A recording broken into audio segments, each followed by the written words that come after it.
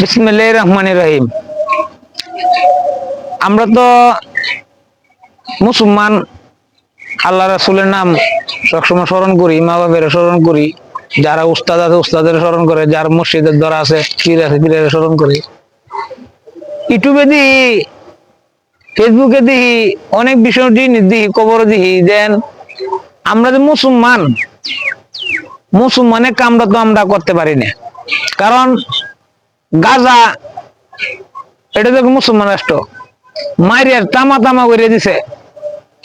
হাজার হাজার শিশু দেখছি পানি ট্যাঙ্কির মাঝে জিরবাজা ছাড়তেছে, ফেডের গিদ্দা মানুষ হাহাকার করতেছে, চোখের পানি নাহের পানি একদম সইতেছে।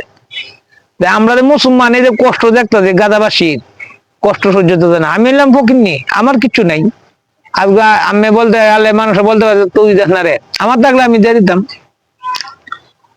সৌদি, কাতার, দুবাই, অনেক রাষ্ট্র আছে আমার মুসলমান কান্ট্রি, অনেক, পাকিস্তান, ওরা যদি সাহায্য করে গাজাবাসী অত দুর্কষ্ট হইতো না। আবার তো খাওয়ানো দুলা দিত, কেউ ফেটটা বইরা কাজ ধরলো, হানি সাইডটা কাজ ধরলো, হানি সাইডটা কাজ লাগলো না, ফেটও হাতর বান্ধে চলন লাগলো না। আমরা মুসলমান মুহে মুহে আছি, মুহে মুহে আছে, কিন্তু কাজের বেলা নাই। আমার আমার ফ্যামিলি যদি শান্তিতে চলে, অন্য ফ্যামিলি বাদ কামনা করে এটা লই বইলিছি না, তা আমরা কিসের মুসলমান?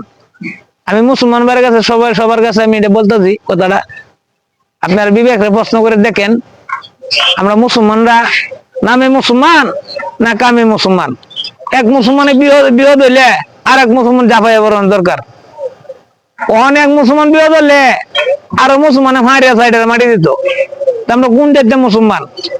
এই পর্যন্ত কথা, কথা ভুল শুনে দেয়, আল্লাহ মাফ করে দিবেন।